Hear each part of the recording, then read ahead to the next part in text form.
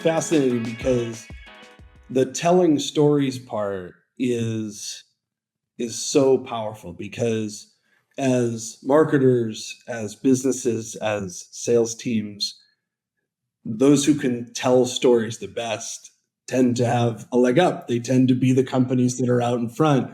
Um, and the consumers want to hear the stories that sound the best and that are backed by the best products. To your point a minute ago, I remember a time where one of the sellers at Carbonite actually wasn't using the tool, even though everyone had a free license to use the tool, and ended up losing like every digital picture that they had taken in college.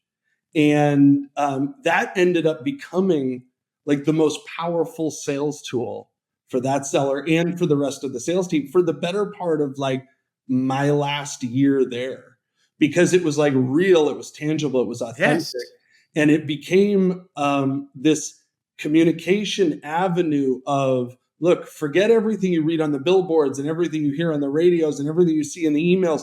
Let me tell you that everything I know about college is now here because I lost it all, because I didn't do it. And by the way, for me, it was free and I still didn't do it. And when you tell that type of a story, the connection that you can make with someone on the other side and understanding the importance of hearing and consuming the criticality of that sort of communication is so important. Well said. And you hit on something so important there too, which is in every role, whether you are in marketing or HR or sales or finance, right?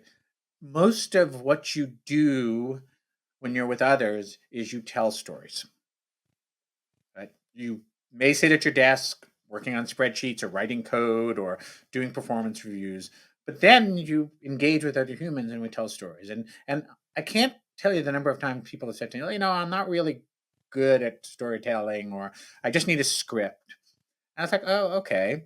And yet most of us actually, particularly nowadays, we tell stories every day. We post stories on Instagram or TikTok, or we craft a narrative of our life that we want others to see.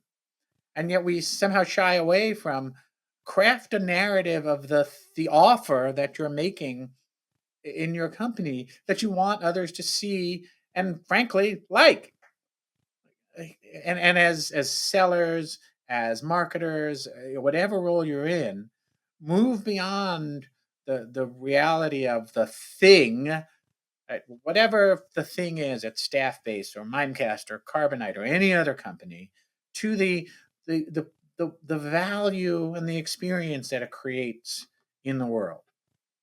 Particularly nowadays in a AI-driven world, all the things can be duplicated by someone else for the most part.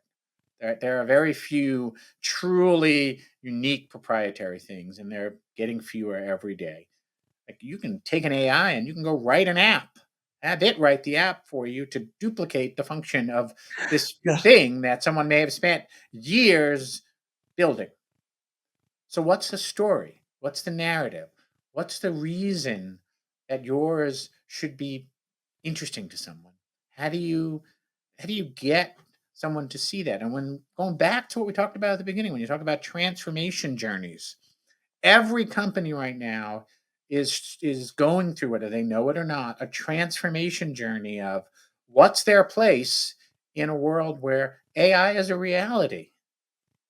Right? And those tools are going to change how people have to do their jobs. And I know I talk on and write about this a lot from the marketing side.